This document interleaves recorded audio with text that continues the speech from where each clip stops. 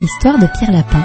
Il était une fois 4 petits lapins qui se nommaient Plafou, Tignou, Queue de Coton et Pierre. Ils vivaient avec leur maman dans un terrier creusé dans le sable, sous les racines d'un très grand sapin. « Et maintenant, mes chéris, dit un matin la vieille Madame Lapin, vous pouvez aller dans les champs ou sur le chemin, mais n'allez pas dans le jardin de Monsieur MacGregor. C'est là que votre père a eu un accident et qu'il s'est retrouvé dans une tourte de Madame MacGregor. Maintenant, sauvez-vous, et n'allez pas faire de bêtises. Je sors. » Alors la vieille Madame Lapin prit un panier et aussi son parapluie, et elle partit à travers le bois chez le boulanger. Elle prit une miche de pain noir et 5 brioches au raisin. Plafou, Tignou et Queue de Coton étaient de bons petits lapins. Ils descendirent le chemin pour y ramasser des mûres. Mais Pierre, qui était très vilain, courut droit au jardin de Monsieur MacGregor et se faufila sous le portail. D'abord, il mangea des laitues et des haricots verts, et ensuite il mangea quelques radis. Et alors, commençant à se sentir un peu malade, il se mit à la recherche de persil. Mais au détour d'un carré de concombres, quelle ne fut pas sa surprise de rencontrer Monsieur MacGregor. Monsieur MacGregor était à 4 pattes, en train de planter des choux, mais il sauta sur ses pieds et se mit à la poursuite de Pierre, faisant tournoyer son râteau en criant « Au voleur !» Pierre était véritablement terrifié. Il se mit à courir aux 4 coins du jardin, car il avait oublié comment retourner au portail. Il perdit l'une de ses chaussures parmi les choux et l'autre au milieu des pommes de terre.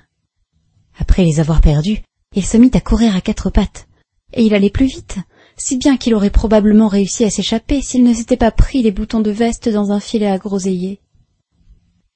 C'était une veste bleue toute neuve, avec des boutons dorés. Pierre se croyait perdu, et il se mit à pleurer de grosses larmes. Ses sanglots furent entendus par ses amis les moineaux, qui volèrent tout excités auprès de lui, en l'implorant de faire un effort pour se libérer. Monsieur MacGregor arrivait avec un tamis, qu'il avait l'intention de lancer sur Pierre, mais Pierre parvint à s'extirper juste à temps, laissant sa veste dans le filet. Il se rua dans la cabane à outils et sauta dans un arrosoir. Cela aurait été une très belle cachette s'il n'y avait pas eu tant d'eau à l'intérieur. Monsieur MacGregor était presque sûr que Pierre était quelque part dans la cabane à outils, peut-être caché sous un pot de fleurs. Il commença à les retourner un à un avec précaution pour regarder dessous. À ce moment, Pierre se mit à éternuer. « Atchoum !» Monsieur MacGregor fut sur lui en un instant et essaya de l'écraser d'un coup de botte. Mais Pierre parvint à s'échapper par la fenêtre, faisant tomber 3 pots de fleurs. La fenêtre était trop petite pour Monsieur MacGregor, et il était épuisé à force de courir après Pierre. Il retourna à son travail. Pierre s'assit pour se reposer. Il n'avait plus de souffle et tremblait de peur, et il n'avait pas la moindre idée de ce qu'il devait faire. Il était tout trempé d'être resté dans cet arrosoir. Après un moment, il commença à aller de ci, de là, jetant des regards indécis autour de lui. Il trouva une porte dans le mur, mais elle était fermée, et il n'y avait pas la place pour qu'un petit lapin bien gras puisse se glisser en dessous. Une vieille souris était occupée à aller et venir sur le seuil, portant des petits pois et des haricots à sa famille, qui était dans la forêt. Pierre lui demanda où se trouvait le portail, mais elle avait un si gros pois dans la bouche qu'elle ne put lui répondre. Elle secoua simplement la tête. Pierre commença à pleurer. Alors il essaya de retrouver son chemin en traversant le jardin, mais il était de plus en plus déconcerté. Il finit par arriver au bord d'une mare où Monsieur MacGregor remplissait ses arrosoirs. Une chatte blanche observait fixement un poisson rouge. Elle se tenait assise, tout à fait immobile. Mais de temps à autre, le bout de sa queue s'agitait comme s'il était vivant. Pierre trouva plus sage de s'éloigner sans lui parler. Il avait entendu parler des chats par son cousin Benjamin Lapinou. Il se dirigea à nouveau vers la cabane à outils, mais soudain, il entendit tout près de lui le bruit d'une binette. Scratch, scratch, scratch, scratch. Pierre se réfugia dans les buissons, mais bientôt, comme rien ne se passait, il en sortit, monta sur une brouette et se mit à regarder autour de lui. La première chose qu'il vit, ce fut M. MacGregor qui binait les oignons. Il tournait le dos à Pierre, et derrière lui se trouvait le portail.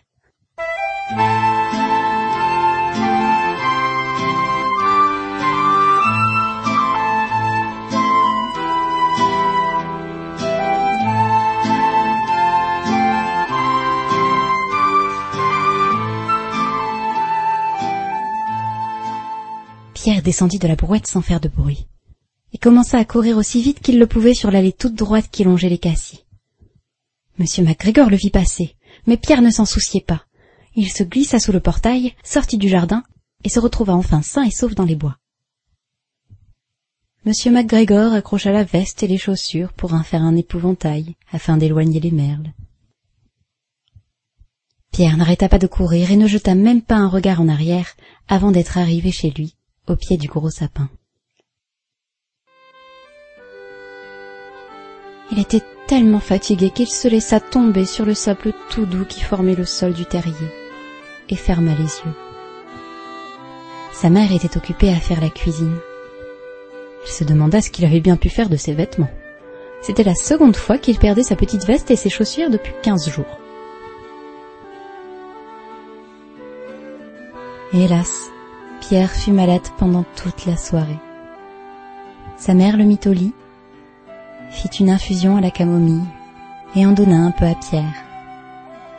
Une cuillère rase à prendre au moment d'aller au lit.